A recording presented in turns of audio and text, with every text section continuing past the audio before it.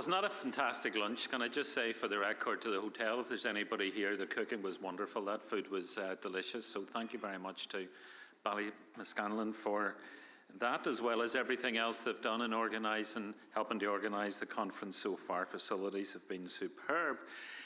It is chucking it down with rain outside, if you didn't notice, which means there's no better place to be than inside in a nice room like this with some good company, having had some nice food and coffee and tea. So I'm delighted that we're going to go on to our next session.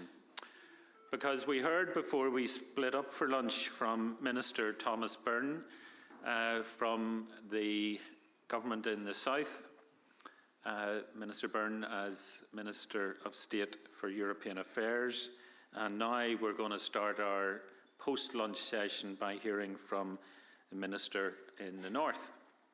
On this occasion, we're delighted that Minister Caoimhe Archibald has found the time to be with us.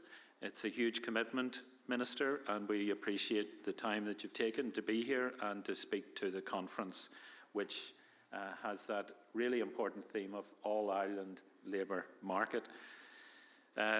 Minister Archibald, Dr. Archibald, has been a minister for a couple of years now as Minister for Finance as well as Minister for the Economy. And when I read this, I couldn't believe it, an MLA in Northern Ireland for nearly 10 years. Time flies. Apart from anything else, the Minister, before going into politics, was very heavily involved in applied horticulture as well as plant pathology. For those of you that don't know what plant pathology is, I initially thought, my goodness, is that about plants killing each other? Of course it's not. And the really important thing about plant pathology is, I'm told, when a flower doesn't bloom, you fix the environment in which it grows. You don't fix the flower. And what better metaphor for somebody who's a minister for the economy when it's not the businesses as such or the employees, it's the environment in which we're asking the business to bloom, which is the important thing. So again, Minister, thank you for joining us. Please welcome Minister Caoimhe Archibald.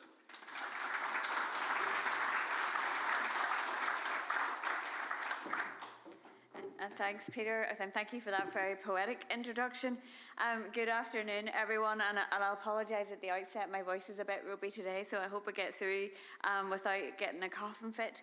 But I want to start by thanking Peter and Anthony for the invitation to speak with you today and to be part of the conference, which I'm sure, from knowing many of the panellists, has been really useful and informative so far and will be for the rest of the afternoon, and obviously is focused on a really important and topical issue. I also want to acknowledge the authors of the recent All-Ireland Labour Market Study commissioned by the Shared Island Working Group. Your work, which I've been referring to quite a bit lately, has provided a vital evidence base for today's discussions, helping us to better understand the challenges of cross-border employment as well as the opportunities. My economic vision commits to 4 key objectives: to deliver more good jobs, to increase the North's productivity, to drive forward regional balance, and to decarbonise our economy. All of these objectives are underpinned by skills, and we know that access to talent is one of the most pressing issues facing businesses today. It is therefore critical that people can work as seamlessly as possible across the island. In terms of the broader all-Ireland economy, there has been much progress in recent years. Cross-border trade has more than doubled since 2020, and I want to acknowledge the work of InterTradeIreland in deepening economic ties across the island. Despite this progress, barriers do remain for business and workers. The All-Ireland Labour Market Study highlights the complexity of operating across 2 tax systems and the challenges that this creates for payroll, for pensions, social security, and even for mortgage applications. The rise of remote working, which is being discussed today, has added further complications, with more people living in one jurisdiction and working in another. These frictions are bad for the whole island, but they most acutely affect border communities. Brexit has had a profound impact, pulling the North out of the EU single market for services and limiting access to EU labour. That loss of free movement has created uncertainty for employers and workers, and the British Government's immigration policies take no account of the unique economic needs of the North. For example, the increased salary thresholds under the skilled worker visa route undermine our ability to attract skilled workers, particularly in sectors such as health and agriculture. I continually make my position clear to the British Home Office that immigration policies here should support the movement of talent and reflect the realities of our labour market. Despite these challenges, though, there are grounds for optimism. My department is actively working to develop our skills base. Programmes such as Assured Skills Academies, Skills Focus and Innovate Us are helping people across the North gain the skills that they need to thrive, while supporting employers to recruit inclusively and to build resilient workforces. Our further education colleges and universities are collaborating with partners in the South to deliver green skills and digital training. We are also investing in programmes such as Peace Plus, Skills Connect and the Green Accelerator Skills Programme, which are helping to address skills gaps and promote social inclusion across the island. These initiatives are building a more dynamic, inclusive and future-ready workforce. The institutions established under the Good Friday Agreement, including the North-South Ministerial Council and the British-Irish Council, continue to provide vital platforms for engagement on shared economic challenges. Ultimately, the all-island labour market presents a shared opportunity. By working together, we can build a labour market that is inclusive, agile and equipped for the future. So let us continue to invest in skills, promote fair and secure work and strengthen collaboration across sectors and jurisdictions. If we stay focused and work in partnership, we can support stronger employment outcomes, grow trade and build a more prosperous and connected future for all communities across this island. And I am committed to doing exactly that. So thank you very much, and I wish you the very best for the rest of your afternoon discussions.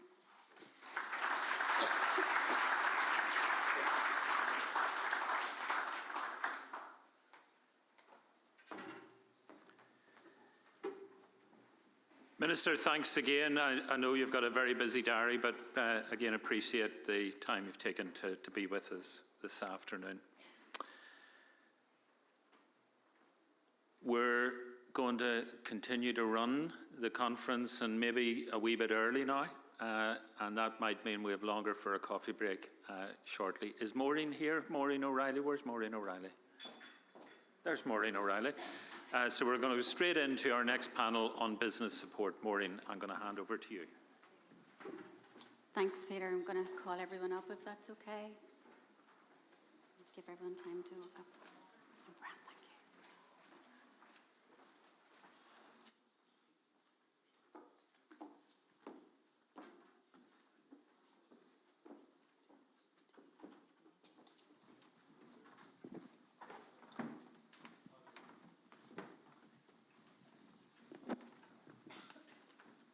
Thank you, everyone, and good afternoon. And there's a lot of you still here, so usually it's called the graveyard shift, but it looks like it isn't this afternoon. Could I just start, first of all, by thanking Peter and Anthony, Annmarie, and everyone at CCBC just for having the conference today. The topic is a special place in our hearts, I think, after shouldn't probably use the word pain, but it's probably one of the most challenging pieces of work I've ever done in trying to write the All-Ireland Labour Market report, because of the breadth of the issues I think that were dealt with. Everything from pensions to collective bargaining is in there, so there's an awful lot of subject matter to be dealt with, which shows again the complexity.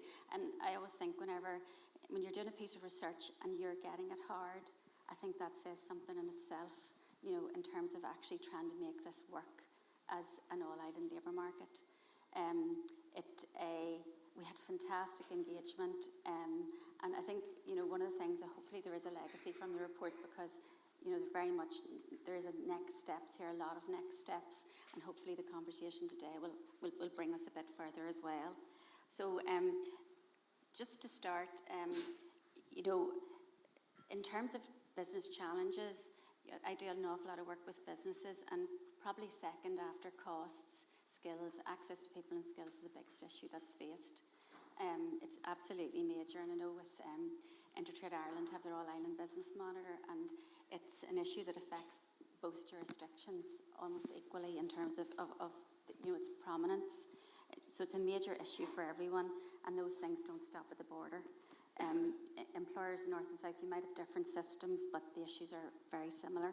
And I think that's why it makes sense to have those kinds of conversations. And I know they are being had, around what's working, what isn't, and how cooperation can actually make a difference. And that's really what today is about. What I would say is that, in terms of, there is almost an urgency to it, because one of our standout moments with doing the All-Island Labour Market research was the fact that we had a workshop in Derry, kindly hosted by Seagate, and what we found was that the businesses, which has been alluded to earlier by Fergal, etc., businesses were getting it really hard to have cross-border workers. So even the Northwest was actually a great example of a labour market that thought of itself cross-border. It couldn't actually act cross-border because it was becoming more and more complicated. So I think that was a real standout in terms of, it's not just about, it's about places and how you make places work. So I think that was a very important part of it. So anyway, just to move on to the main event, that's why we have our panel today. We've got Enterprise Ireland, the IDA, Invest NI and InterTrade at the table. So in terms of having the voices that can listen to what businesses need, then we're in good hands. But could I just start by actually asking everyone just to briefly introduce themselves? That's okay, Elaine. So I'm Elaine Patterson from InterTradeIreland. I'm Innovation and Entrepreneurship Manager and Programme Manager, and I have specific remit for the Shared Island Enterprise Scheme. Thank you. My name is Kevin McShane. I'm got a long title. Senior Development Executive with Enterprise Ireland, and I'm actually also working on the Shared Island scheme in conjunction with InterTradeIreland and Invest Northern Ireland as partners. Good afternoon, everyone. My name is Joanne McMullan Chanyuka, and I am the Head of Labour Solutions at Invest NI. We are focused on trying to support the companies that are our clients to access alternative labour pools, given the labour shortages that we are currently experiencing in the north. Hi, and I'm Christine Kelly. I'm IDA's in-house tax advisor. I'm based in the Strategic Policy Division in the Dublin office. As my title might indicate, though I do notice in the brochure I'm down as, I think, tax inspector. I'm not an actual tax inspector. But just to clarify that, effectively the reason I'm involved is anything that, the word tax is involved, it usually lands on my desk for either for policy input or for, being able to explain the current system. Great, thank you. It's interesting because the tax piece was such a hugely complicated part of the research that we did, so I'd be honoured to be in the company of a tax inspector, I think. Just to kick things off, the general issues around labour market challenges, so that's not unique to anywhere, as we've seen, and as I say, with InterTradeIreland's All-Island Business Monitor, that's very clear. So just in terms of, that issue around general recruitment and skills challenges, what do the business bodies, what have you seen in terms of the challenges businesses are actually facing in accessing people and skills? Maybe start with Kevin on that one. Yes, no problem. Well, I can refer to, we do a very comprehensive annual business review, an EA perspective with our clients, and we're literally talking thousands of clients. It's a very detailed survey that we do on an annual basis to get feedback and insights that we use internally for our own services and supports and overseas. The last survey was done in 2024. We do ask questions in regards to our clients, what they look like for the next year or 2 years. 50% of our clients are reporting back they still have labour shortages, talent shortages. That's one of the priority side of things on it. The second then would be around the cost and of labour and salary expectations and stuff like that. And then of course it's around retention as well. Within that, as somebody who's sort of based in the border area for most of my own career, we do see regional disparities regarding the rural areas and around the the border regions in regards to access to talent and pool sets and stuff like that on it as well. So the feedback from our clients is basically similar to the main threads of where it would be in regards to that.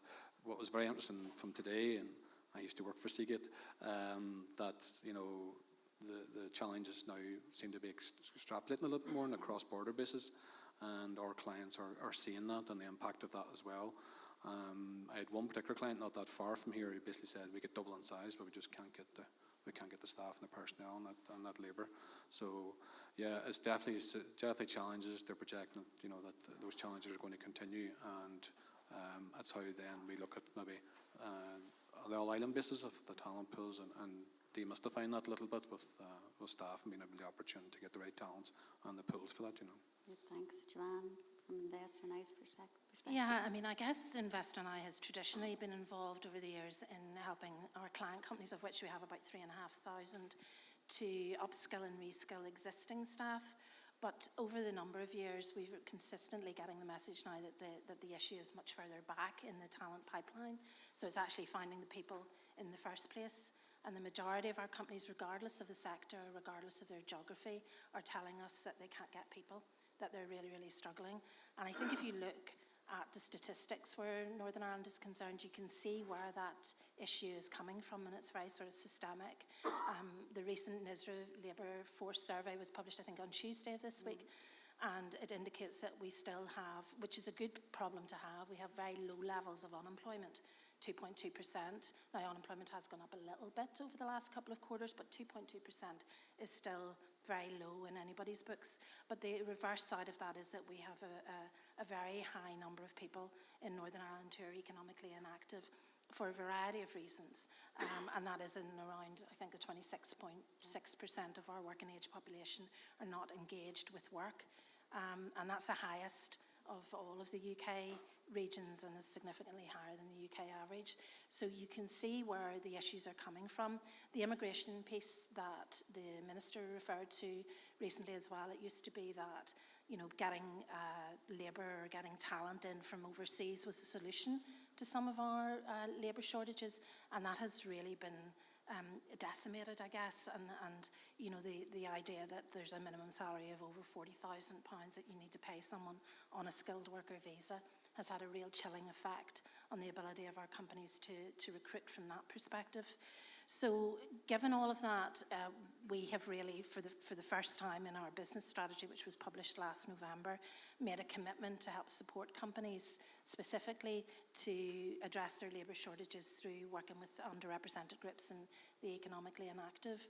But again, it's back, I think, a theme that was mentioned earlier on today about the lack of information. We're talking about an SME, microeconomy. People are firefighting on a daily basis. The HR director is the same person that's potentially running the business. So if you can't give an easy or a relatively easy solution, it's very, very difficult for those companies to keep up to date with all of the rules and regulations, and particularly in the context of cross-border working, but just more generally how to access underrepresented talent pools. It requires a different way of thinking and a shift in their approach. I know that just both from our research and research I'm doing in Windsor Framework, and the large companies, they can throw legal teams at these things, so you can, and they can get over them. The smallest ones just don't have those resources, and the major issue for them. Yeah, I mean, they have big kind of talent acquisition teams, and the prospect of paying someone £40,000 and bringing someone in from overseas is not something that they necessarily balk at. But if you look at an Indigenous Northern Ireland company, that's not such an easy ask. Absolutely. Christine? Yes, obviously talent is vital to any project, and having the right talent at the right time and again at the right price will determine whether a project is landed or will be retained. So within IDA, I would not necessarily be the person that would deal with it. We would have a division, TTI, talent transformation and innovation.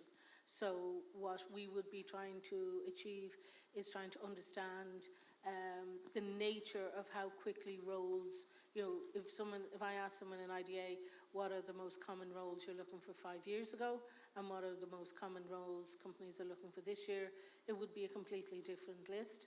And I expect, in a year or two's time, it will change as well. So we have quite a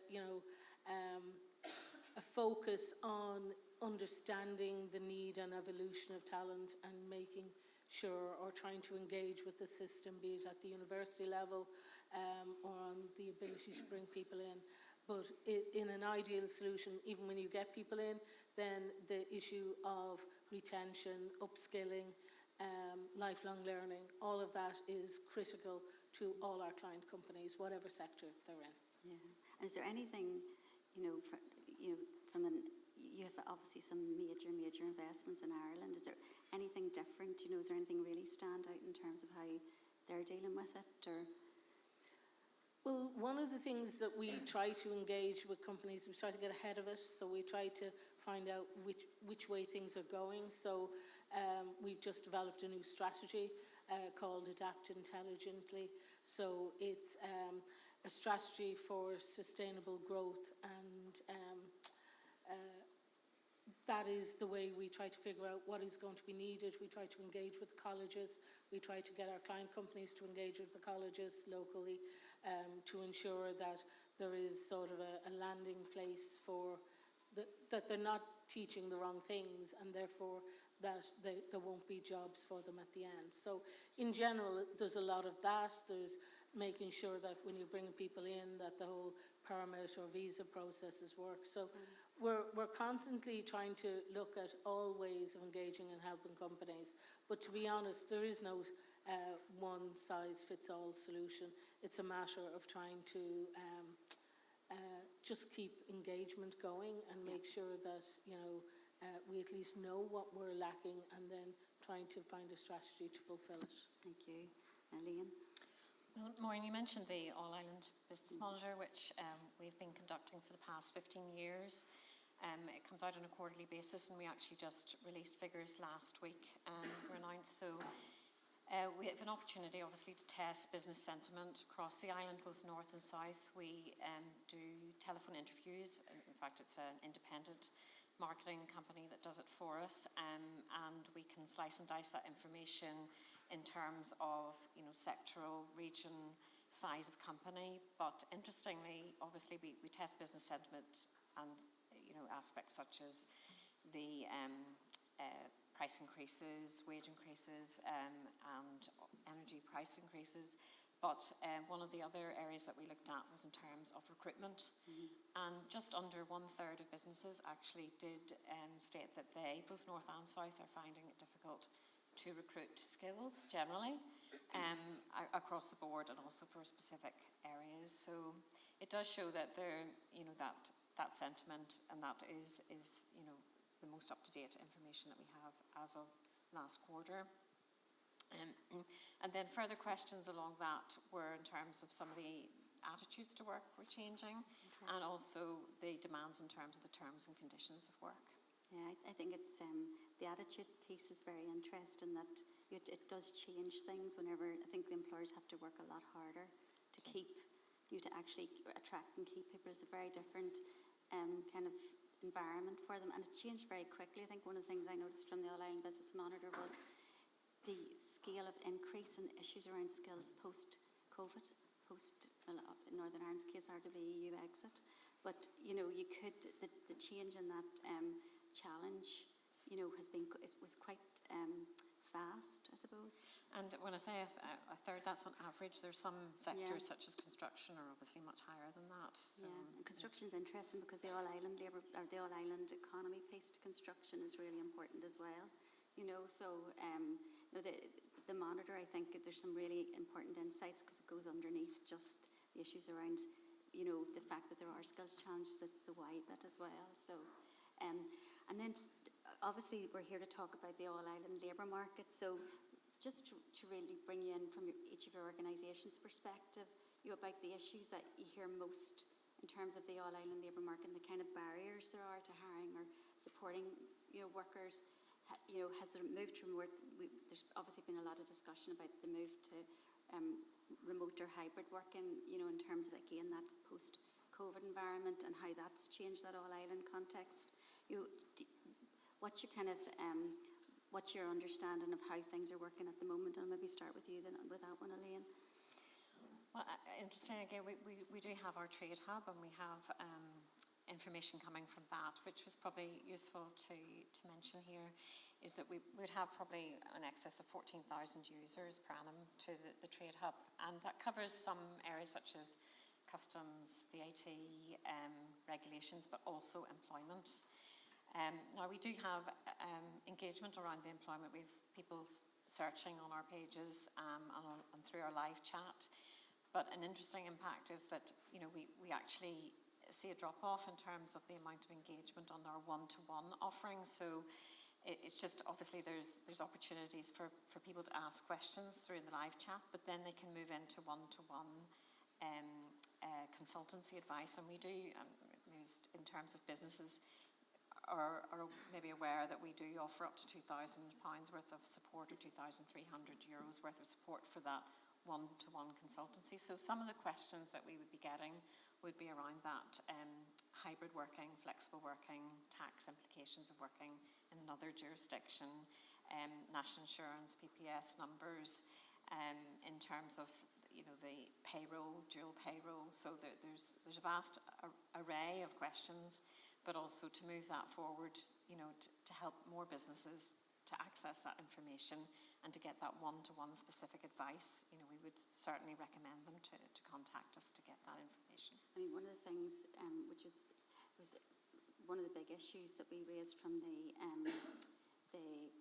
report was just that whole almost information failure piece, where, you know, there is information out there, but it is still difficult for companies to try and find it.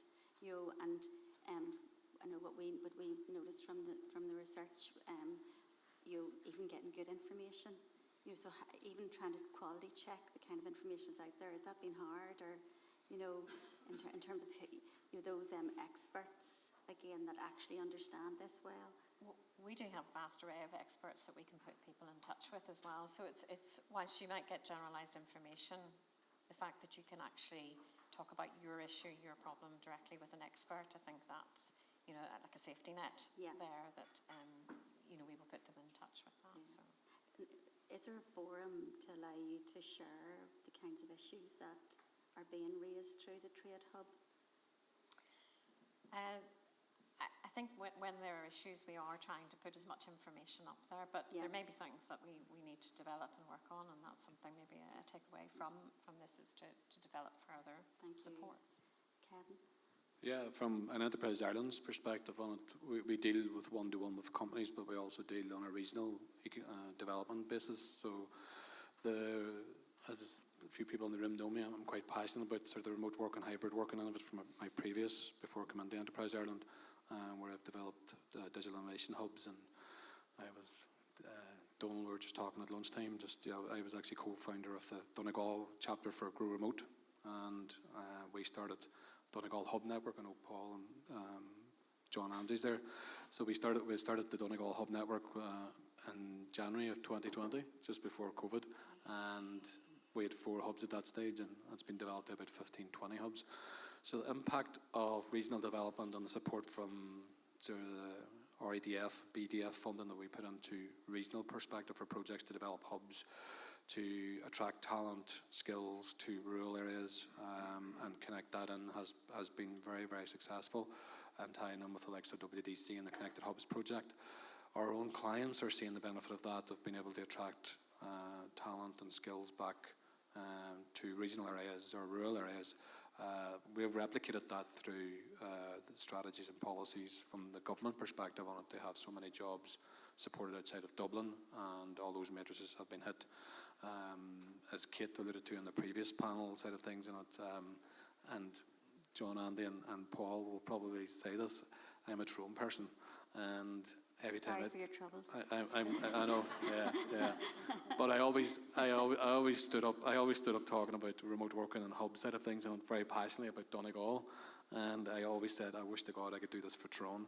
So it was very interesting what Kate was saying about the differential between the north and the south side of things in it, and certainly I think there's opportunities for that. So our clients herself, definitely there's greater access pool of talent, There is a little bit more friction coming into the system, has been described with the north and the south, which is impacting some of the clients around those regional areas. But certainly the skill set, even changing from, I was dealing with a lot of engineering companies, heavy engineering, and now you see them with technology being brought in there. They're looking for software engineers, they're looking for skill sets that maybe never existed before. I think one thing was really prevalent from our own ABR survey side of things, when we asked our clients. We asked the clients what's the major upskilling of their own staff side of things on it. What's come out massively strong this year has been AI and machine learning. It was third last year. It didn't exist 3 years ago. It wasn't on the radar. So the opportunities around that side of things, and I think, is absolutely huge. The digital side of things, the AI, the advanced manufacturing, we're seeing a lot of challenges, but also opportunities, and opening up labour pools and trying to attract better connectivity between the north and the south actually would support a lot of our own companies in around the border regions, and vice versa. And I know we'll talk about the cluster development and stuff, and innovation supports. All of that is really helping to bring forward that area side of things. I was coming down the car today and I was thinking, see that sign up there, see the blue one that says retire? I think I'm heading that direction. Because 28 years ago I started down as my management career in Billig Pottery. And I don't think, if anybody can come up with a better company that's on the border, I don't know, please let me know. Because, my whole career has been based around that. Seagate, Frylight, took it from a small company in Northern Ireland to an all-island company. And again, the challenges involved in setting up and recruitment and that end of it definitely seems to have, I think, actually got a little bit more difficult. Yeah. Just from my own perspective, from talking to clients, my own career just seems to be, whether it was just something we did and seek forgiveness, just go and do it, but it seems to be a bit more complexity.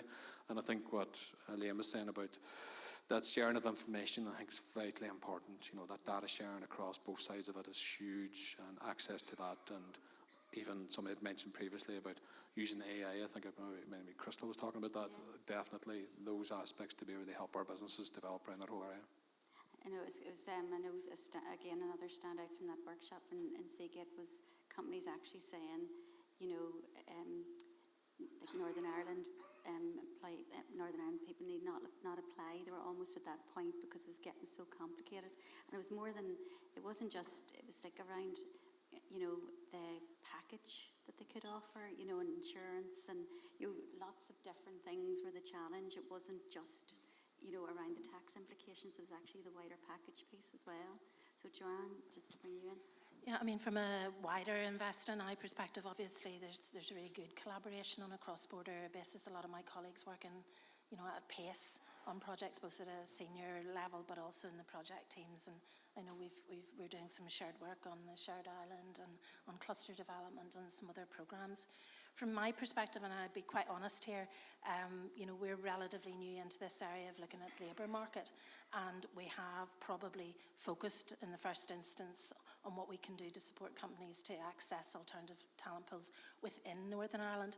And a lot of that work has been, around working with, early retirees, women returners, people who are living with disabilities or neurodivergencies, and refugee community and ethnic minorities in Northern Ireland. And we've delivered a lot of that work, in conjunction with partners across government within the north. So, for instance, working with the local labour market partnerships and working with our colleagues in DFC and the Executive Office, where we do have companies that are interested in exploring the cross-border labour piece, we would automatically, work with our colleagues in DFC and the cross-border partnership. And I know Barbara, I don't know if she's still here, but she certainly was here earlier on.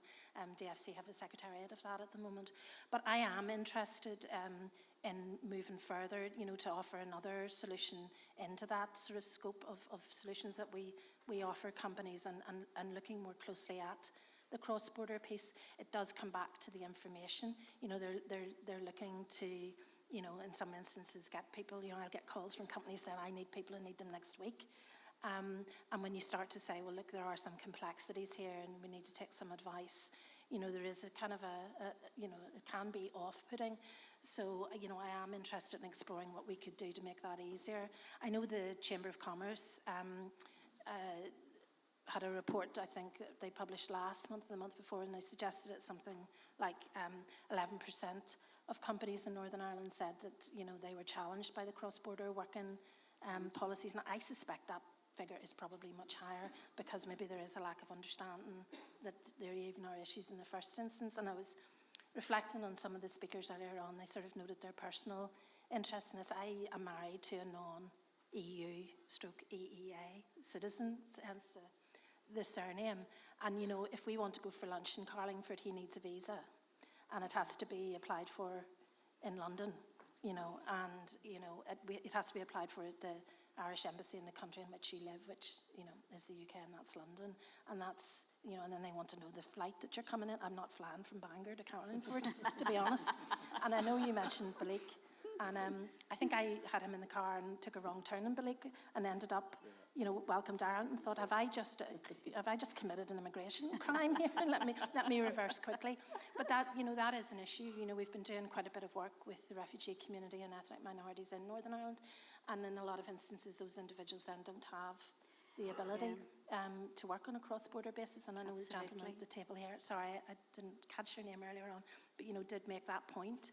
And that, you know, a lot of the issues that we're having at the moment around the immigration piece, that is something that absolutely needs to be addressed as well. And I think, you know, we're committed to playing our role in that and seeing what, you know, prior to being in this particular role, I worked in cluster development at Invest and so I know the strength of you know, collaborative efforts and to see what we could do further. The non-national piece is huge. You know, again, nobody is addressing it. You know, the fact that something as simple as crossing the border, even for a meeting, you know, starts to get complicated, which is a nonsense, really, whenever you kind of think of, particularly, you know, the context is always, okay, the common travel area is different, but there is a context there to why you should make sure that works. And I think the irony of it is, you know, if you have a residence permit of some, you know, it used to be called a BRP, a biometric residence permit, and they've now moved it all online. But there are a handful of countries across Europe that are quite happy to allow you to enter on the strength of having had a UK visa, but not you know, not on this island. Yeah. You know, so there are some fixes that are available there. Absolutely. Christine? Well, I'll just add in on that particular comment. May not even, it's sort of worse than not being able to have collaboration meetings across the border. You can't even necessarily have a collaboration meeting where someone has to drive from the south up to Donegal and has to go in and out of the border.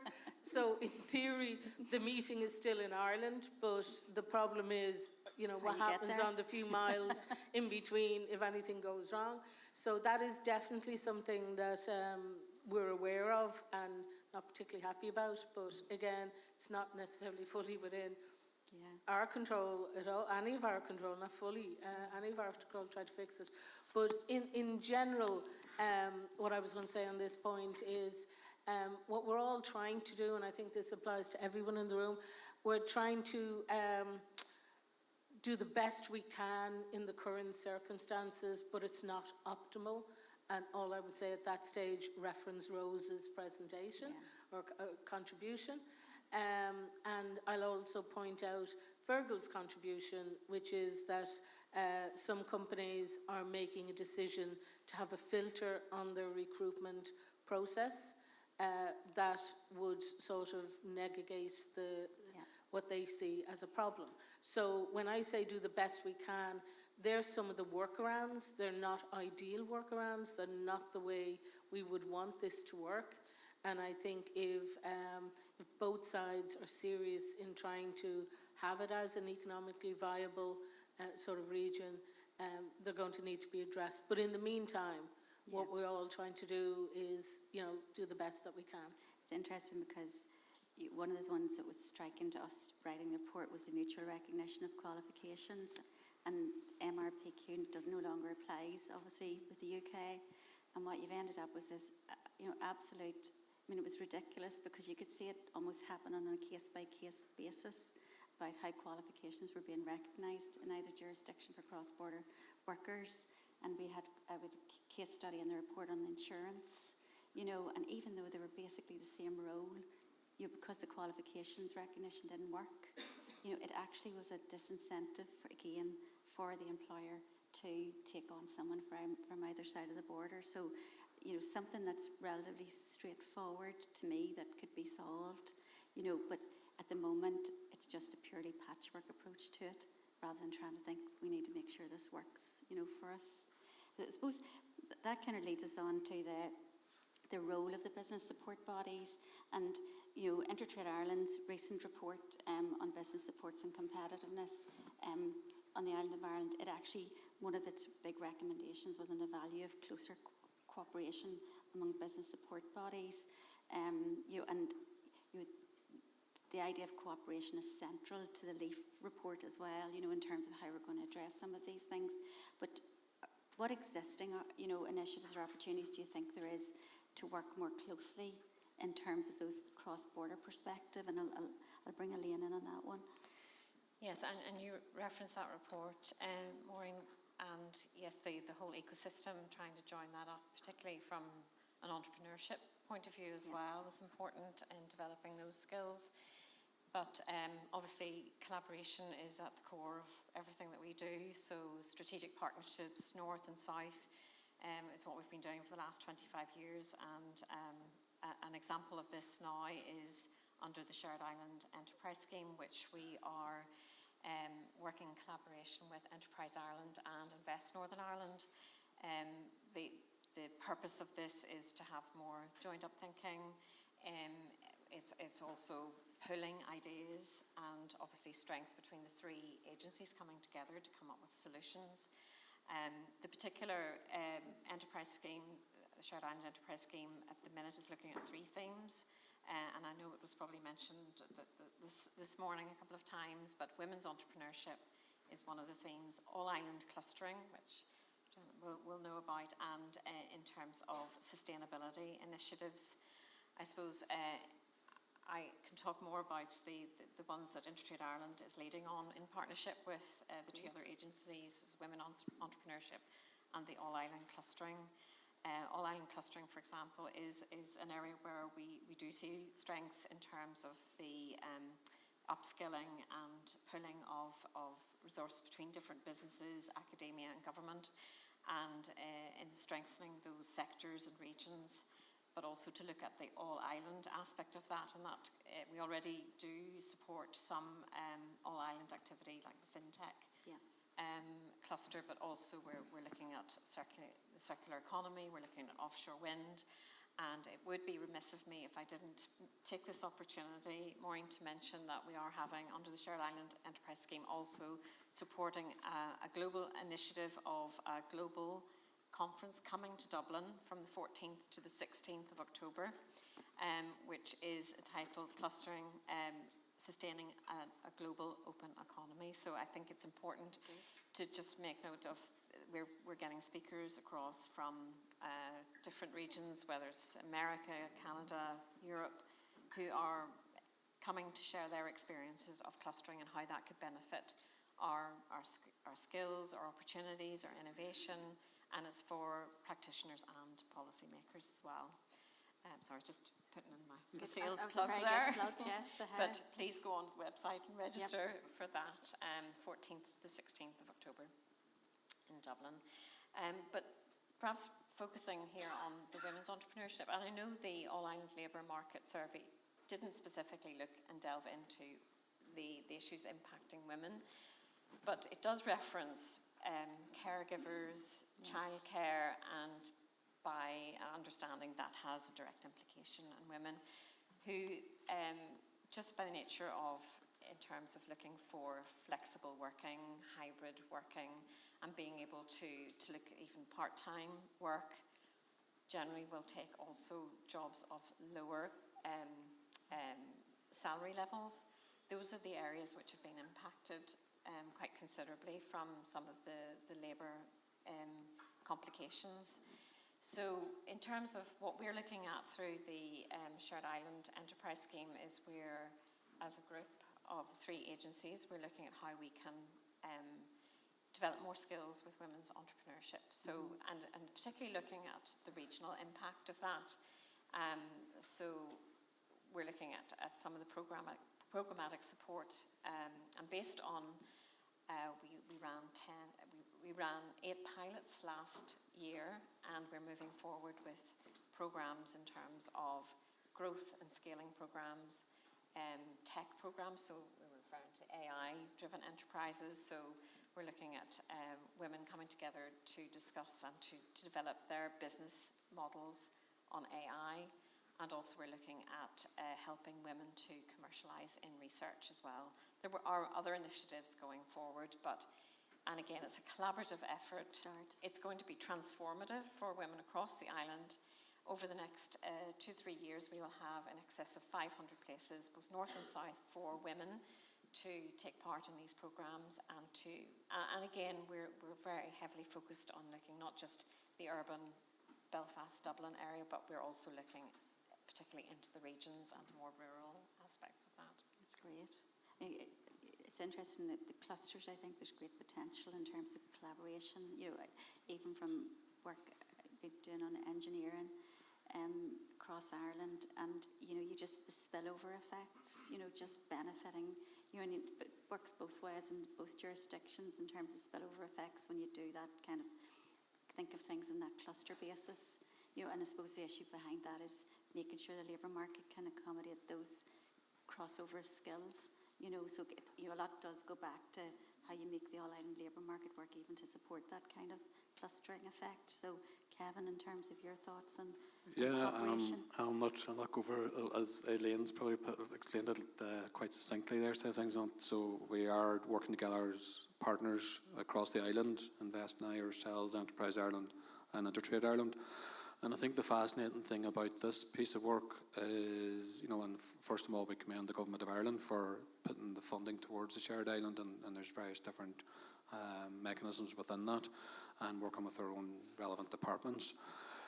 The interesting part of it that's coming forward with ourselves as the 3 agencies is basically identifying sort of maybe the disparities within each economy and how we can maybe come together and maybe level up in some areas, even on a regional end of it to a certain extent on it, and to look at that whole piece of that entrepreneurship, of bringing that forward from an all-island perspective on it. We are aware that the Irish economy is, it is a bit heavily weighted towards the FDI, and our own strategy from Enterprise Ireland launched at the start of this year is basically to make our Indigenous and the bigger player within the Irish economy, and that's very, very clear. And we need to do that on an island basis. We need to do that on a collaboration basis. We need a cluster basis, and we need to, uplift the whole island as such. And again, that ties in with access to talent, cross-border, and from a business and innovation perspective on it. We are looking across sort of key thematics in entrepreneurship, sustainability for projects that could benefit the whole of Ireland as well, and that's actually the first phase of that has been nearly completed, and we're looking at further aspects of that. So there's a lot happening within the space, and it's been great to be involved in it, to look at the shared island end of it. From an Enterprise Ireland end of it, we do work with a lot of our own departments within the space within Ireland sort of things, and with our SkillsNet, Soares. We've partnered recently with Soares to look at ILM certification, which is actually Northern Ireland UK certification for our clients. One of the big things that coming through there was basically from our small to medium-sized businesses is how then to develop that SLT team, that senior leadership team, to grow and scale. We're set out very ambitious plans that rather than our Irish businesses being acquired, we want our Irish business to go out there and acquire other businesses. And to do that, we have to put the skills into our management teams to do that. So we've partnered with the likes of Soares, who's working with ETBs, and ILM to really deliver that out on a regional basis, to support that and grow that. So there's a lot of initiatives. We also have like Spotlight on Skills, which is specific support to our individual clients to actually look at how they can, what skills they would need for the next 3 to 5 years, bringing a skills consultant with them to identify that. And that's an amazing piece of support, because it's not always on the radar of senior leadership teams to do a deep dive into that end of it.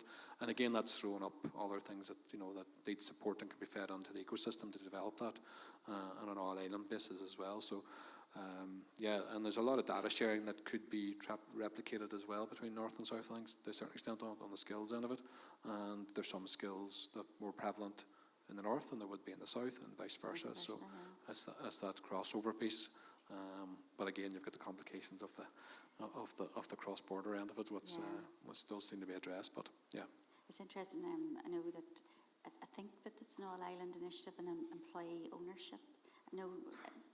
Speaking to the Leos, I think they were saying one of the biggest issues they were facing was succession planning on family-owned businesses, and whether the kids didn't want the business or, you know, the owners didn't have anyone to pass it on to. But again, I think it's an all-island initiative and trying to think about, how you make sure you keep these businesses going, because otherwise they might get lost. Yeah, it's. I laugh when you say that, because it's the first thing I talk to any client about, really, succession planning. And some of them come to the table a little bit more at ease with that, and others really don't. And it's very, very prevalent, absolutely, for the growth of the business. I always try to explain it and it's difficult to explain to a business owner who set up 30 or 40 years ago that, you're not the business. The business is an entity itself. So succession plan, absolutely, and it's something that we do support on, and we look at from an advisory perspective and a consultancy end of it to be able to bring that forward, whether it's second generation, as you say, some of them don't want to be with that, or it's longevity, especially with our business in the more rural areas. Yeah. Kind of severe impact if that's not in place, and where a business might have 40 or 50 employees could fold very easily if that succession plan is in place and develop it. So yeah, it's a good point. I think there's Employee Ownership Ireland. I know Rose is obviously involved with Chartered Accountants Ireland. So there's certain bodies that do think differently about the concept of all island, that these are issues in common, and there's ways of trying to address them in common as well. So Joanne, just your kind of views on the.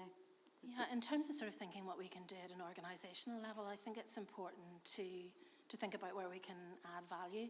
There's a whole ecosystem here. If you look around the room, there's so many different people from different organisations, and we're all pulling in the same direction. So, I'm always conscious in this particular area, speaking from an Invest in I perspective, that we're really clear what our role is in this and where we can add that value. I mean, we're not responsible for policy, but we can inform and influence policy, and we can act as a voice of the businesses that we support. As I said earlier, there's about 3,500, and we want to be able to bring the businesses with us, and for the businesses to feel comfortable that they can engage in cross-border labour markets, and that that we can bring them best practice, we can bring them case studies, we can help clarify, and we can signpost them.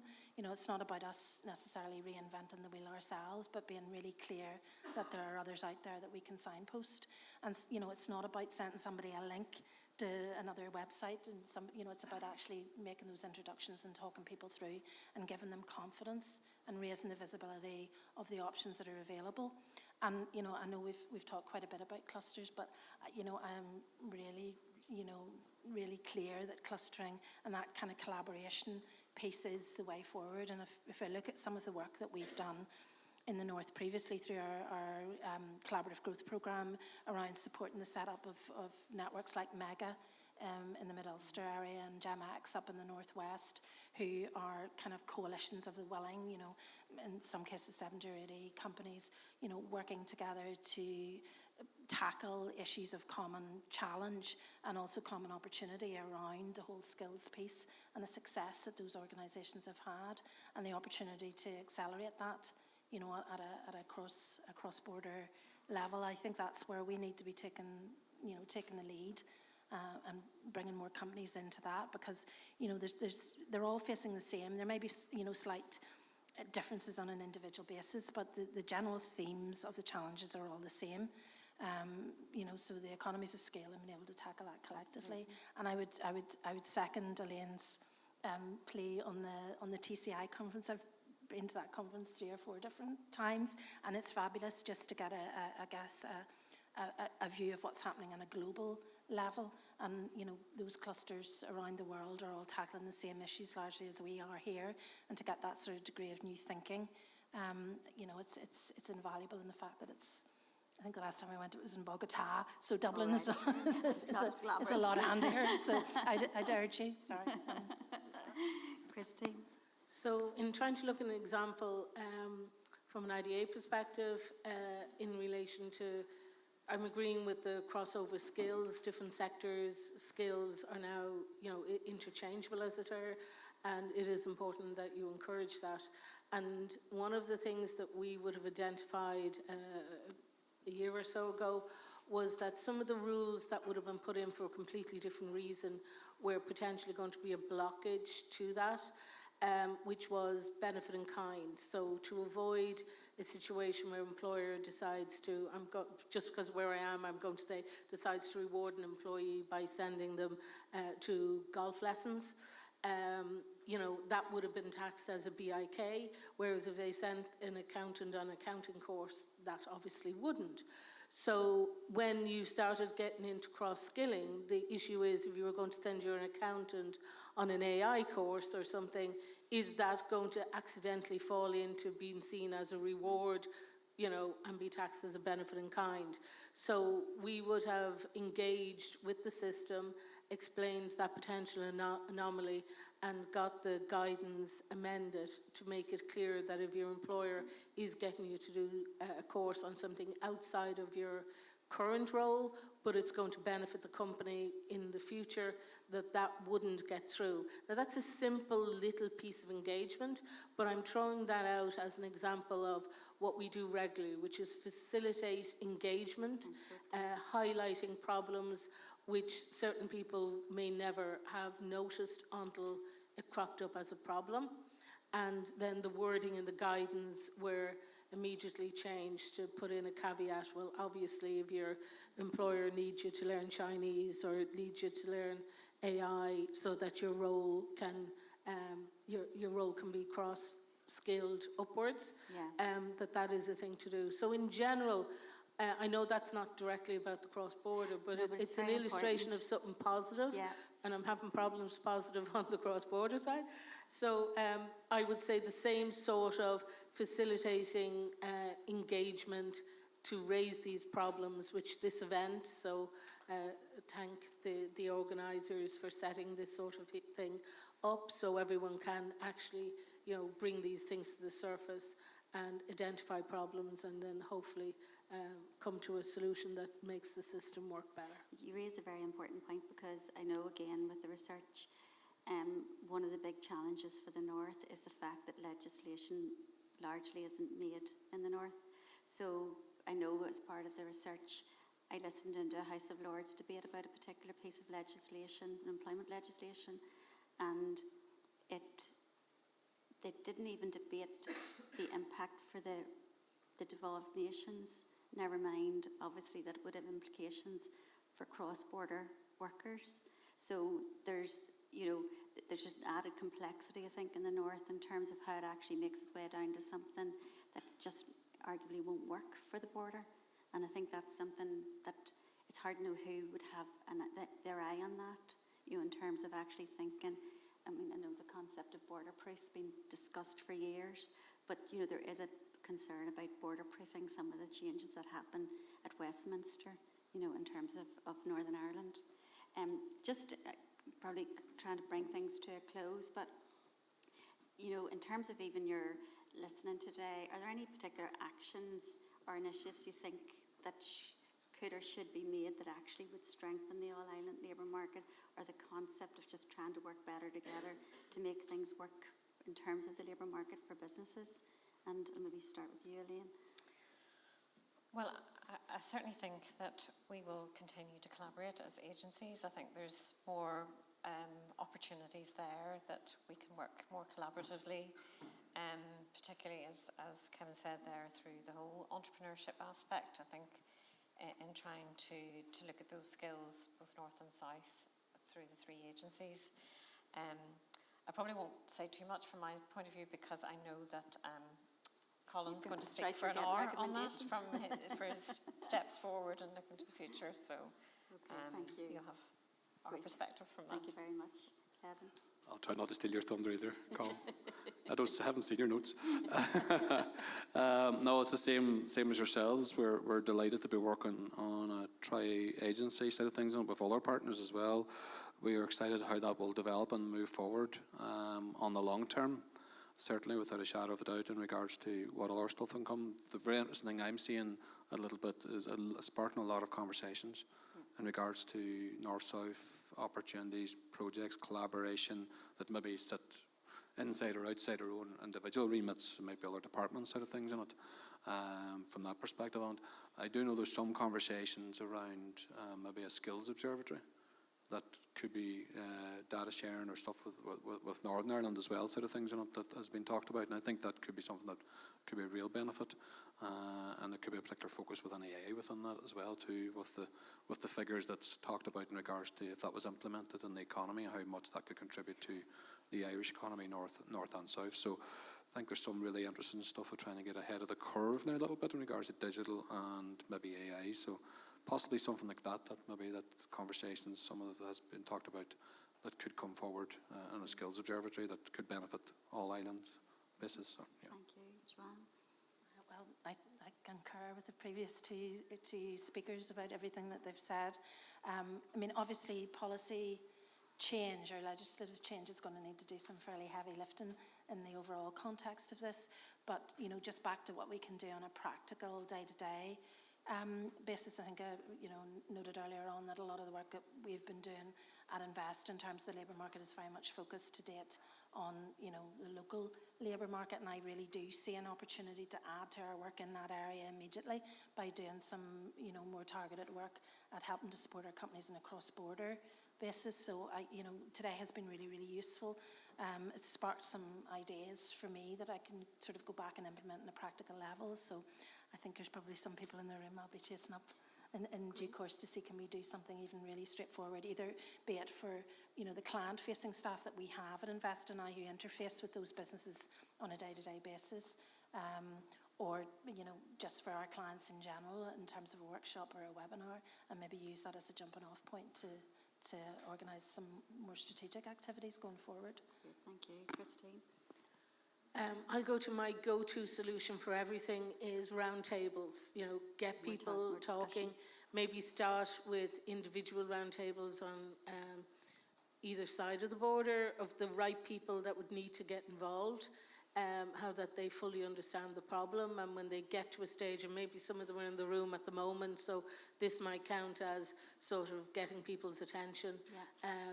And then eventually have a cross-border sort of roundtable. And I know there's forums already, I'm not trying to reinvent the wheel, but I'm 100% of the view that if you get a small enough group of people, of interested parties around the table, you will find a way to do it. Now, there always will be restrictions. You can't do everything all in one go. The cost factor, there's a whole list of, you could list out all the problems, but at least if you get everyone around the table in the right mindset, I think that's the starting point to try to solve anything. But I do accept your point about legislation in London, and therefore, your side might be slightly an oblong table, to try to get more people on it. But I would still say that is what I would suggest. I suggest no matter what a problem you throw at me, my solution is a round table. Yeah, and to me, because that information failure piece was such a big part of the report. To me, the more talking, the better. And then just trying to find, solutions to how businesses, employees, everyone understands how this works, which is obviously why the trade hub is important. You're just a vehicle that kind of said, look, if you need advice, it's here, and we've somewhere to signpost you to. I think we'll probably draw to a close. I do actually think it's a really, in terms of today's event and the fact of having you all here, I think it's a real plus, in itself, and having the business support bodies together in one forum. And I think that's something that'd be great to see, continue going forward. And I think the Shared Island Enterprise Scheme is a brilliant kind of concept in terms of trying to do that. I was thinking about some ideas from this morning, just in terms of from a business body or business support perspective. And we didn't have recommendations in the report, but they just fall naturally off the pages of it whenever you read the report. And I know Colin's going to talk to that, but things like a centralised employer guidance, advice and support partnerships, digital labour market tools, that point Rose made very strong, that, the advocacy for frontier worker recognition, what that means, policy forums, as you said, Christine, employer voice, just more and more conversations to try and make sure the issues get to the fore, and I actually do think there is arguably an urgency to it, and the one concern I would have would be who is actually going to take responsibility for it, because, everybody says yes, but at the end of the day, you need someone to champion the fact that you need this thing to work better. So I think that would be something that, arguably in terms of thinking about next steps, how you do that. So just to say thank you to the panellists for sharing your insights and, for being part of the discussion. And I think if we take forward even a few points out of today, which, I think there'll be plenty of ideas, then I think we'll have had plenty of success. So thank you very much as well to CCBC. Thank you.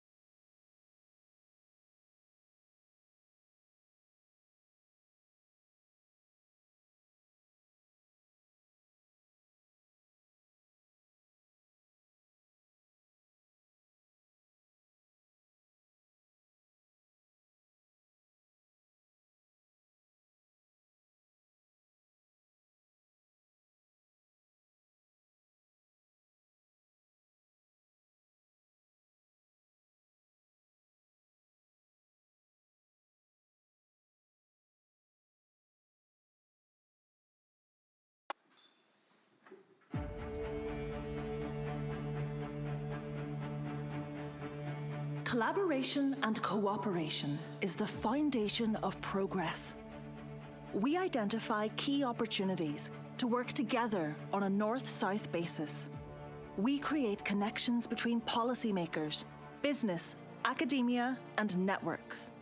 From net zero, digitalization, and productivity, finding solutions together that will build a brighter future for both economies. We support SMEs and experts, collaborate to innovate.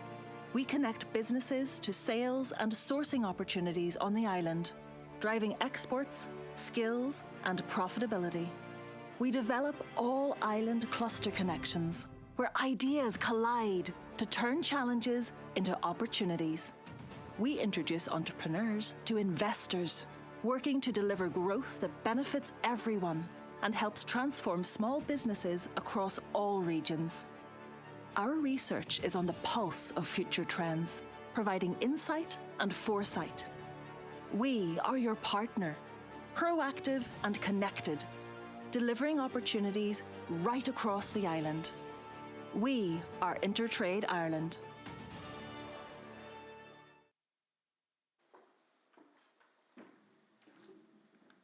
Thank you. So I'm going to call now on Colin to take to the stage, but just to tell you that after Colin has finished speaking and we're looking at exploring actionable pathways forward, we'll then be joined by Annmarie O'Kane, our Border People Project Manager, afterwards. So Colin, please take the stage. Thank you.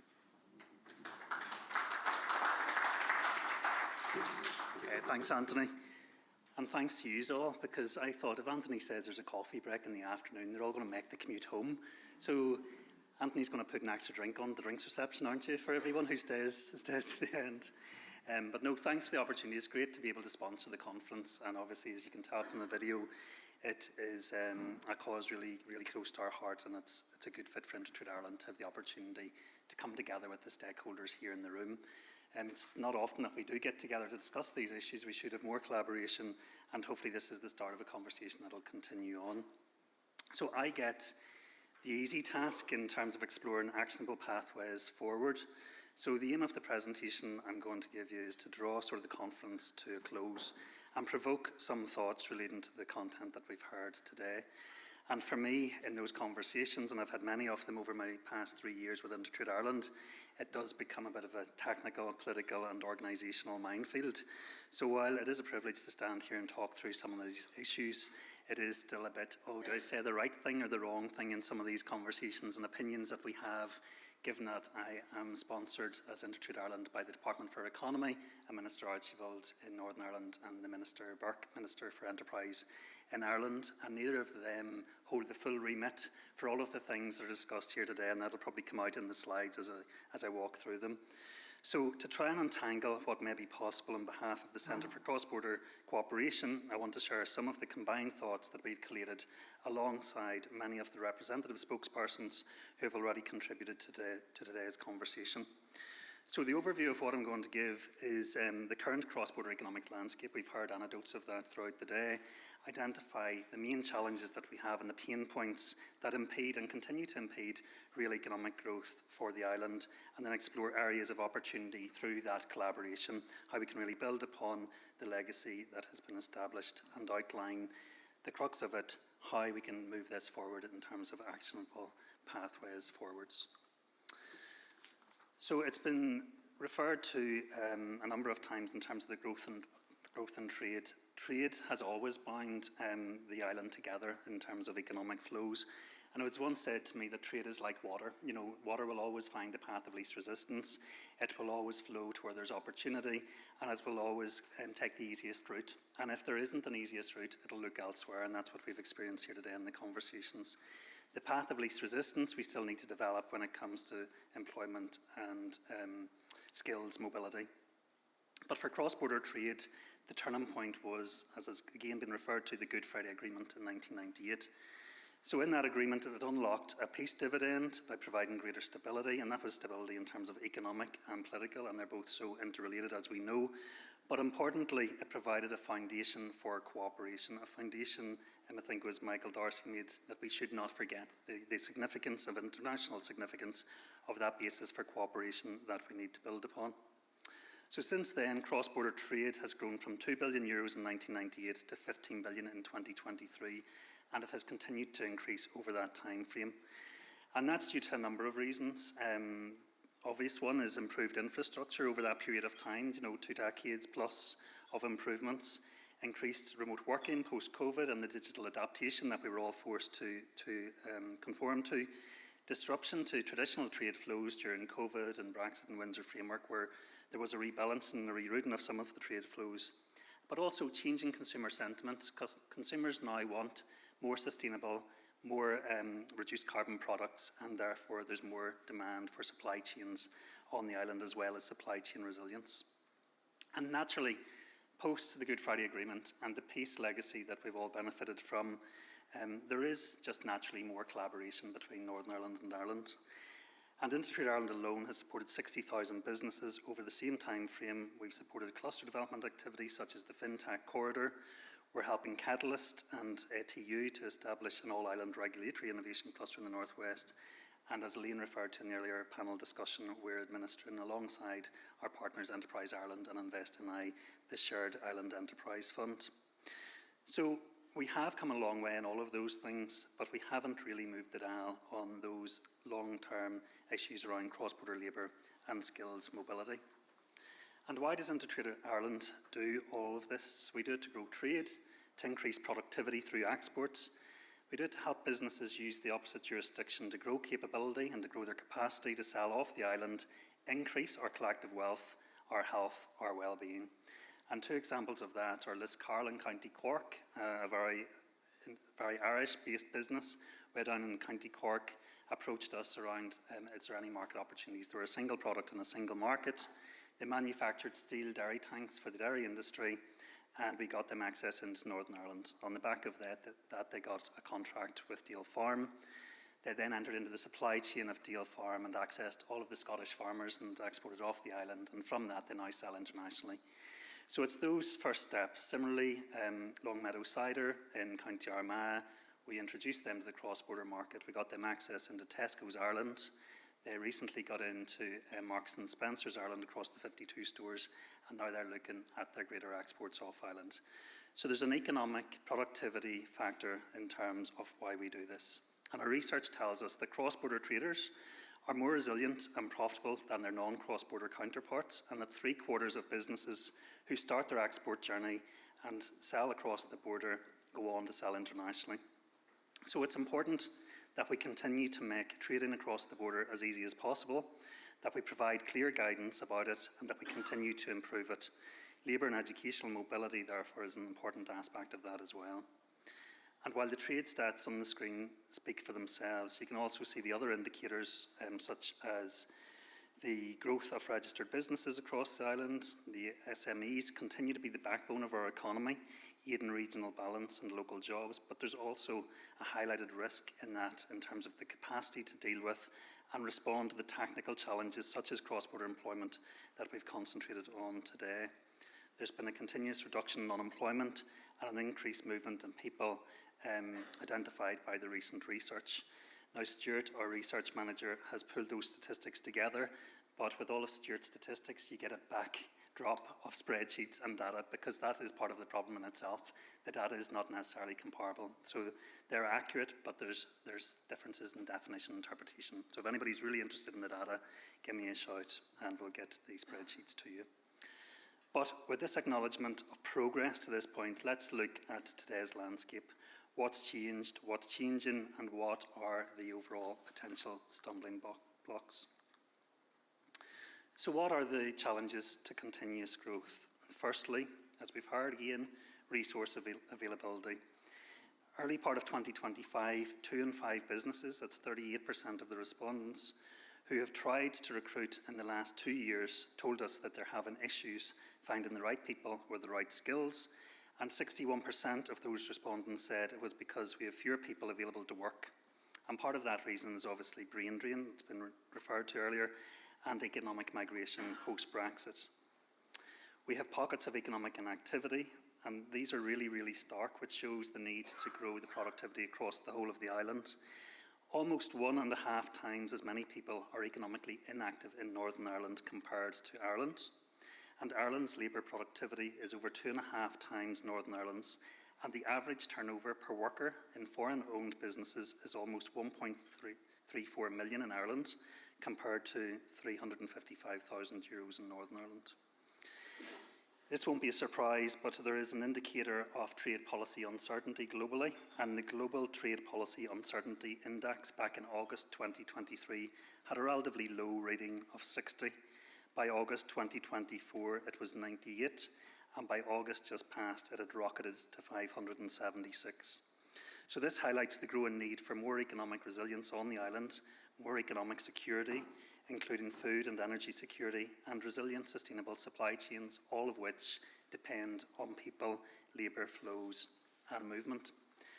And remember, SMEs represent nearly 90% of exporters, but that's by number, only 12% by the actual value of exports. So we do need to grow the capability and capacity of our SMEs in various issues. There's also the two-speed economy between FDI and domestic businesses. And we have shared infrastructure bottlenecks in terms of energy, green transition, areas where there's a natural fit for greater collaboration and shared solutions. And I liked Rose's analogy of the weather forecast, where the 6 counties in Northern Ireland, the weather doesn't cross the border. And that's what it's like with trade. You know, we need to have an all-island opinion on trade. So part of the solution in practical terms is that future all-island economic collaboration can scale total economic output dramatically. A successful northern economy and a successful southern economy mutually strengthen each other. All trade is good, north, south, east and west. So when positioning our proposed pathways to ease labour and skills mobility, keep that in mind, that context. We're not just unlocking the incremental growth, but we're aiming to create new economic norms and behaviours that lead to greater growth and convergence per head productivity, which we've heard both ministers indicate is part of their agendas. I love this graphic because the importance of this graphic is the need to link people to business need, link commercial opportunities and strategic government priorities to accelerate growth. But the common denominator in the future productivity and economic growth of the island is people and the movement of people and skills. So we had the sentiment from both ministers. So again, we report in as InterTradeIreland to the North-South Ministerial Council. We report to Minister Burke in the Department for Enterprise and Minister Archibald. So a bit of a relief in their reflections that we're not contradicting anything strategically that they're saying. When you look at the two policy perspectives and landscapes from an economic point of view from Northern Ireland and Ireland, very similar issues. The need for Indigenous business growth, the need for regional balance, inclusive growth, good jobs, market diversification and pivoting businesses to new markets because of the geopolitical shocks, reducing the administrative burden for SMEs and sustainability.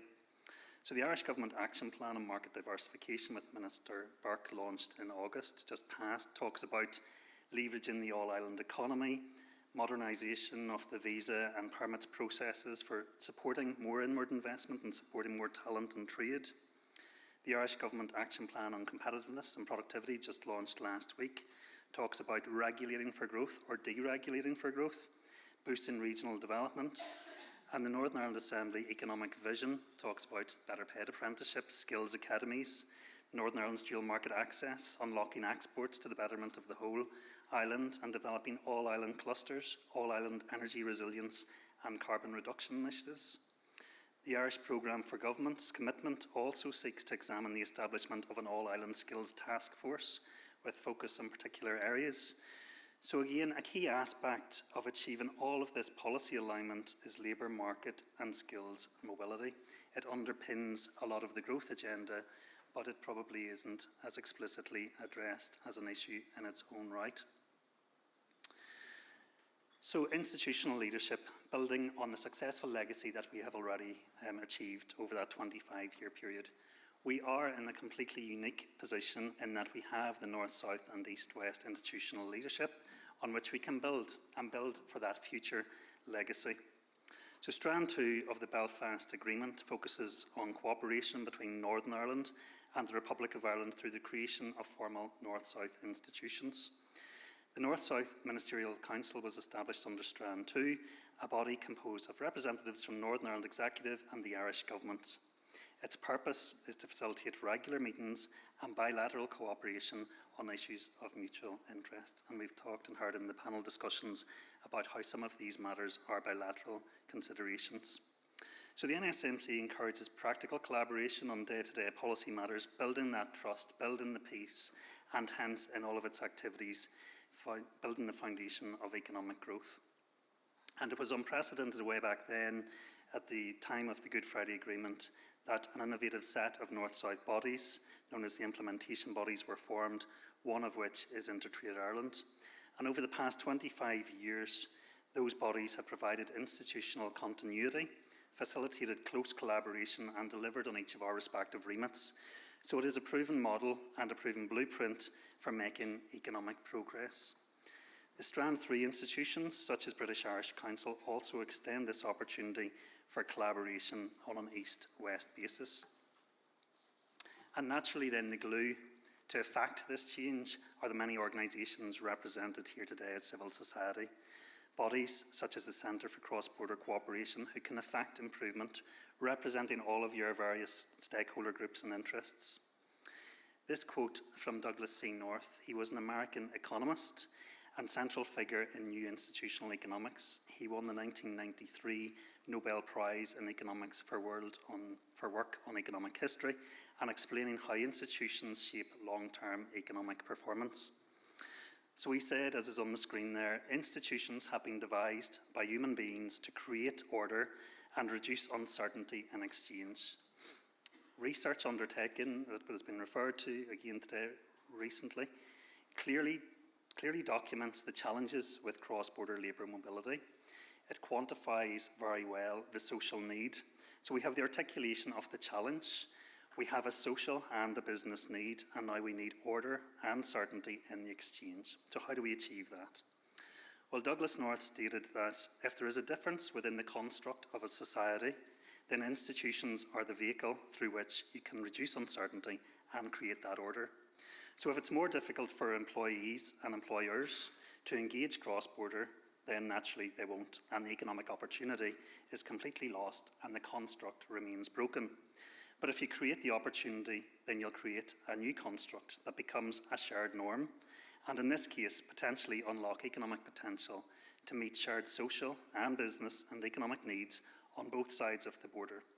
The technical difficulty that we all have is how we can all sensitively move this forward from what is current to what really ought to be. And if we can achieve the what ought to be, then we would encourage more labour market mobility, more skills mobility, because what we're talking about today are those businesses that are finding it challenging, but there's a whole population of businesses that are not engaging because the opportunity doesn't exist, and that in itself is then impeding trade and economic development.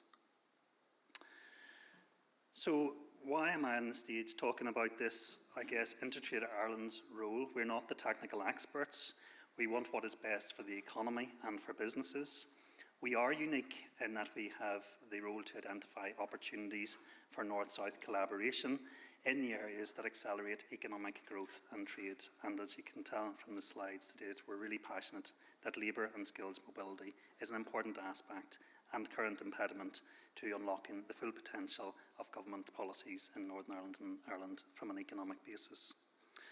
So our priorities for 2026 to 2028 concentrate on leading all-island economic collaboration, boosting competitiveness and productivity, driving all-island trade, accelerating entrepreneurship and enterprise growth. Our key strength is that we are a convener for all-island trade opportunities, and underpinning each of those 4 priorities to take us through to 2028, you can see that a basic need for the achievement of each of those is labour and skills mobility. So how do we convene solutions for employers and employees? As I say, we have a role in convening, and we are undertaking the development of the All-Ireland Technical Trade Forum. The purpose of that from a trade perspective is to get and encourage governments, civil servants to engage on mutual policy areas. So basically in the outworkings of the Windsor Framework, we have experienced that businesses have had to react to changes and don't have the time to transition. And we've reached an agreement with the Department for Foreign Affairs, should have a T on there, for Department for Foreign Affairs and Trade, Department for Enterprise, Trade and Employment, the Northern Ireland Office, the Executive Office and the Department for Economy to convene a meeting 3 times a year where we will give the sentiment being reflected from business representation, small and large business representation from Northern Ireland and Ireland around retail and wholesale, professional services, manufacturing and construction. So we'll take the sentiment from businesses from Northern Ireland and Ireland, we'll give it dashboards to the departments and those powers that be around the landscape and the opportunities and the challenges impacting trade. And then we will encourage that joint thinking around some of the solutions. I know then through the Taoiseach's office that the LEAF Forum has undertaken a lot of work, and there is mobilisation on the southern side around how then we can move forward some of the recommendations, and that's really to be welcomed. We've worked with Rose and the Centre for Cross-Border Cooperation and others, and Chartered Accountants Ireland in terms of the sounding board for some of these proposals. Chartered Accountants Ireland have 40,000 members across the island, 6,000 in Northern Ireland. And we're working with the Shared Island Fund and how we can help address some of these issues to bring resolution. So how do we harvest this energy towards solutions? You can tell by the stakeholder list to the right, it isn't really a one set will fix all. It needs that cross-departmental cooperation to an all-encompassing solution. But we have to break it down into small, non-sensitive steps. So start the journey, advance beyond the research. We've had 20 plus years of research, facilitate the dialogue and work as a collective. And working as a collective then, that's how we have established 5 areas for consideration. Some of the conversations today probably do cast a bit of doubt around the wording and the ease and the difficulty around these, but they're a starting point.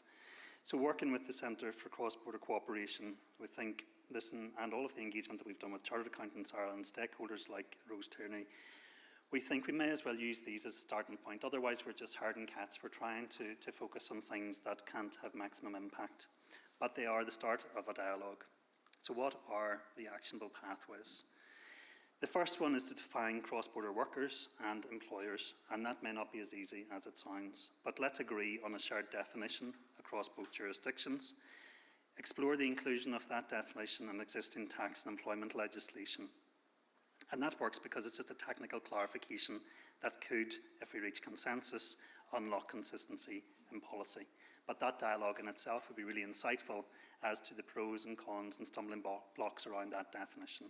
But we're not alone, and we can call on best practice to inform what that definition looks like. So these are pointers. They're not strong recommendations. They're kind of where collaboration with many of the stakeholder groups have brought us to today. And I think from the reflections and panel discussions this morning, there is good a measuring stick as any around how we can measure progress as we move forward. The second is to provide clear, accessible guidance. So publish simplified cross-border tax and social security guides, test the feasibility of a joint helpline to aid access to direct advice from relevant agencies and online frequently asked questions. So from the employer side, InterTradeIreland has the Trade Hub, which Elaine referred to. We are open to the engagement around how we could keep that advice and resource factually accurate. We're also open to how we can increase the professional capability of the sector in terms of the accountancy networks to be able to provide accurate, well-founded advice to businesses. And this works just because it's an immediate clarity to SMEs and to workers, and it's an information service response rather than jumping right in to a policy shift. Because there are still a lot of sensitivities around these areas.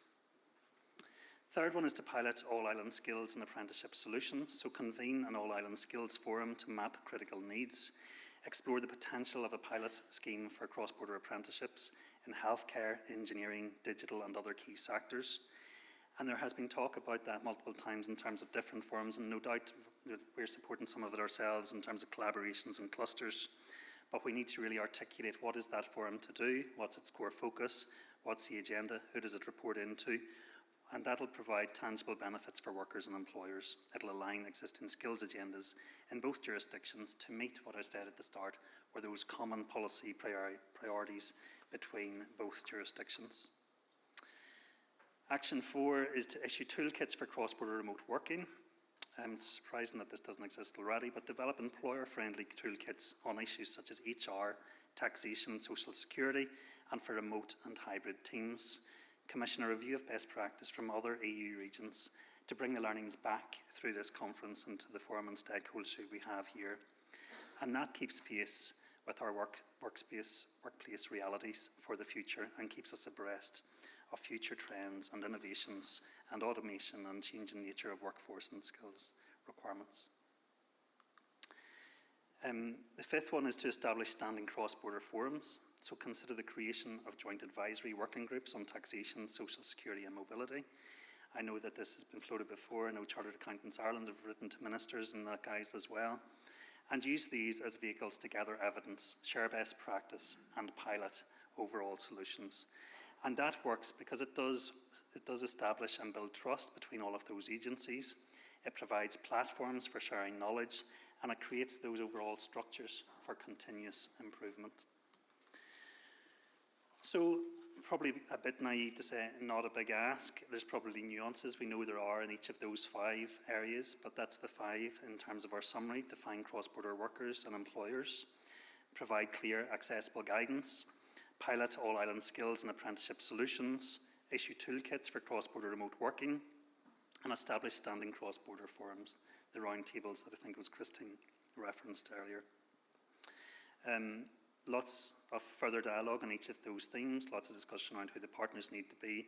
Biggest question is who is going to lead. It's not InterTradeIreland, we're a convener, but we certainly can't lead on some of these issues which are the fabric of social security and policy across the jurisdiction, but we are keen to be the ambassador for business needs across the island.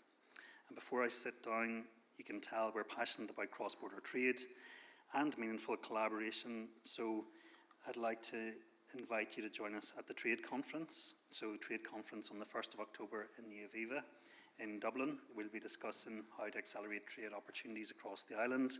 We've Anya Kerr comparing that from RTE. We've from Queen's, the economist Richard Ramsey. We have Liam Sheedy talking about cultural leadership and change, again, how to change, move the dial on some of these things.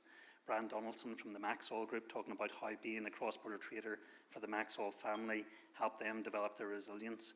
And we've Jane McDade talking about how to sell in the modern world. You know, you don't need huge sales budgets.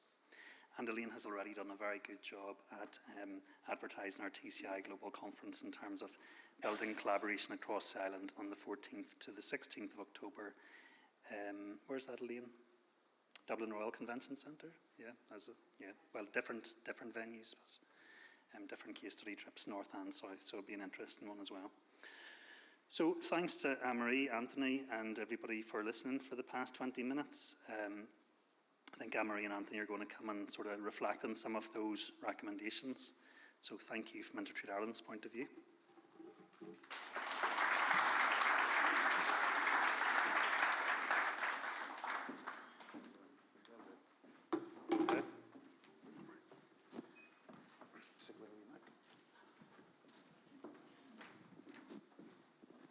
Thank you very much, Colin. And before everybody starts to panic, I'm supposed to be doing closing remarks, so I promise when I get to them, I'll make them really, really, really short, okay?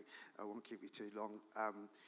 But I just wanted to follow up on some of these, explore these issues just a bit further, just in a couple of minutes.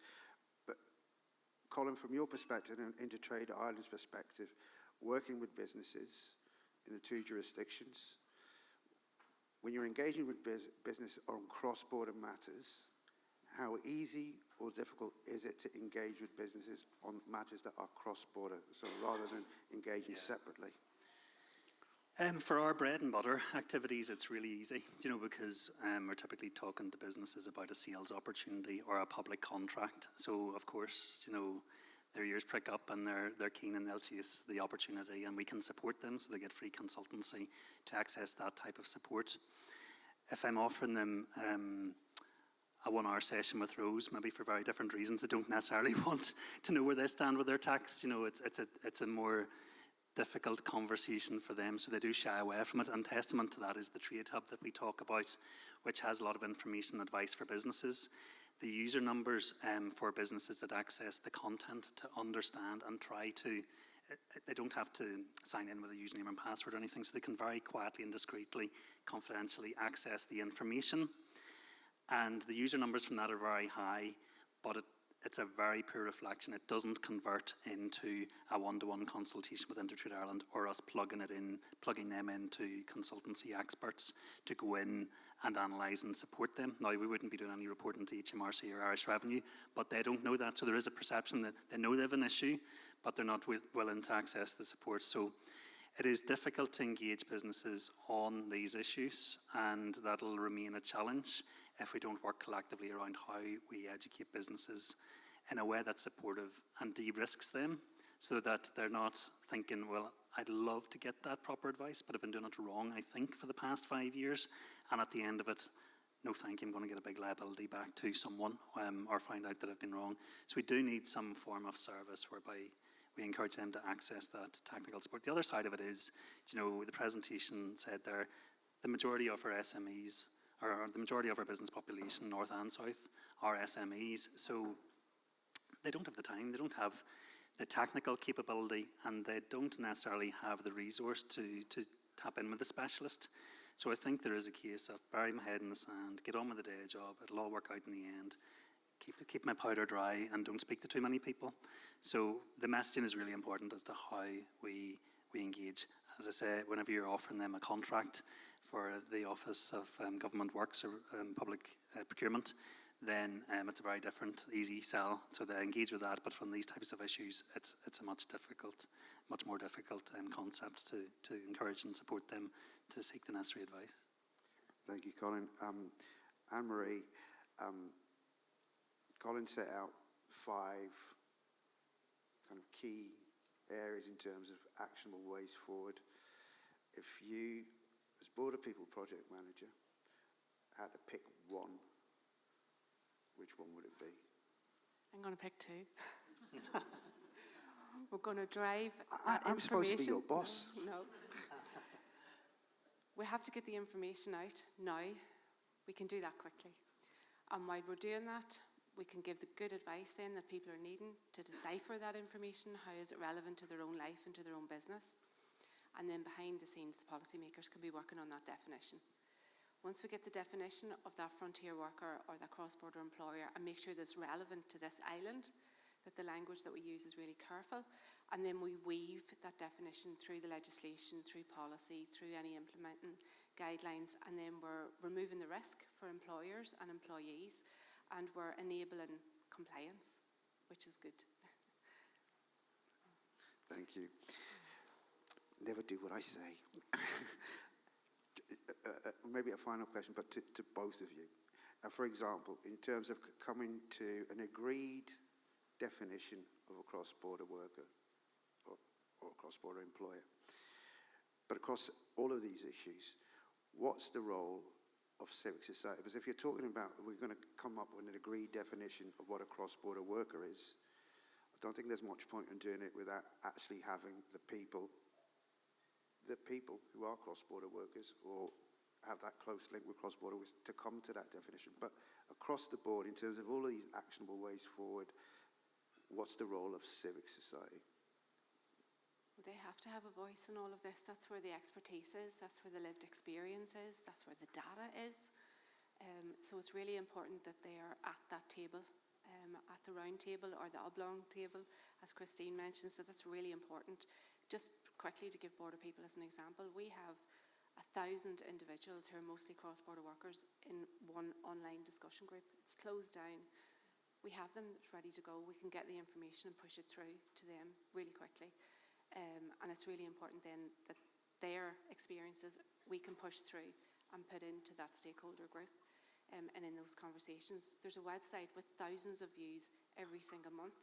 We can have a look, what is the data or the information that people need? What are they searching for? What do they want now?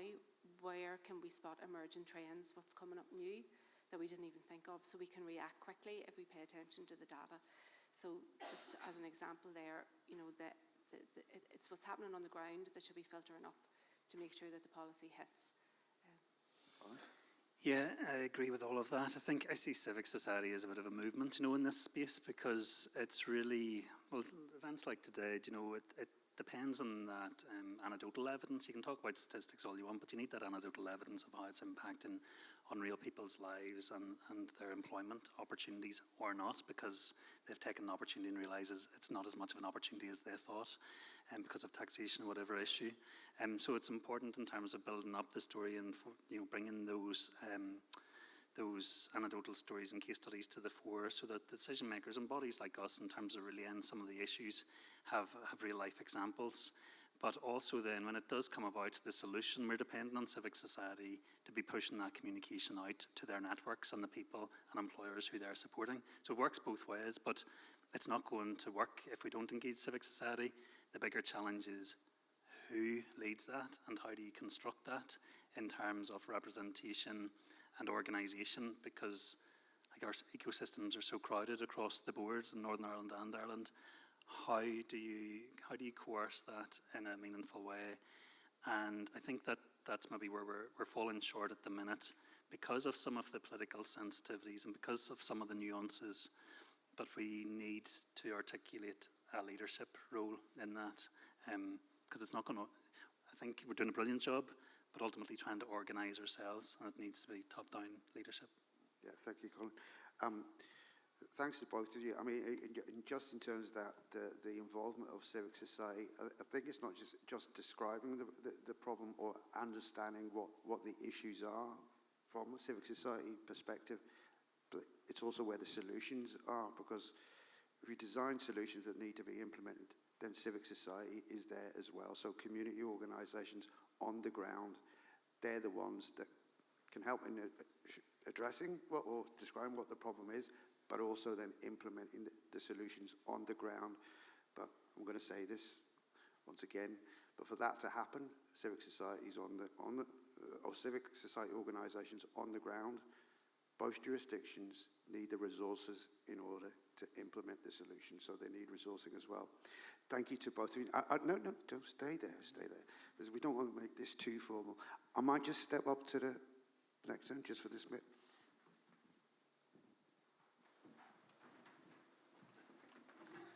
I promised you that, because we've been on time all the way through today until the last bit, and I'm really sorry for that. So I am not going to keep you very long. I'm just going to make a few brief closing remarks. I'm going to start by thanking all of our sponsors. Now, I'm not going to list them all again. That's already gone throughout the day, but obviously particularly grateful to our core funding department, the Department of Further and Higher Education, Research, Innovation and Science. Thank you to our core funders, but also thank you to our co-headline sponsors, DBEC and the Northwest Tertiary Education Cluster, and all our other sponsors as well for today. But I have to thank, I apologise for this, but I have to thank my team, all of my team, because they're the ones that do the work. I just swan in, do nothing really, look as if I'm busy, but I'm not really. So I thank Lisa, Aidan, Mark. I also thank particularly Tricia, who really, behind the scenes, she's the one that is really leading the organisation of all this. But this year, I particularly want to thank Annmarie, because this year, Annmarie was the person who shaped the conference. So thank you very much to Annmarie. And thank you to our board members as well, and particularly thank our chair, Peter, who did a brilliant job, as always. Thank you. And that's it. I'm going to leave it at that. And thank you to the hotel for everything they've done. And thank you to all of you that have been here today. You know what the issues are, but you also have, you know what the solutions are as well. And you'll hear, and together we can collaborate to kind of drive those solutions forward. So thank you to all of you. For those of you who have registered for the reception and dinner, we will see you later on. For everybody else, safe travels home. Thank you. Go and enjoy yourselves. Relax. That's it.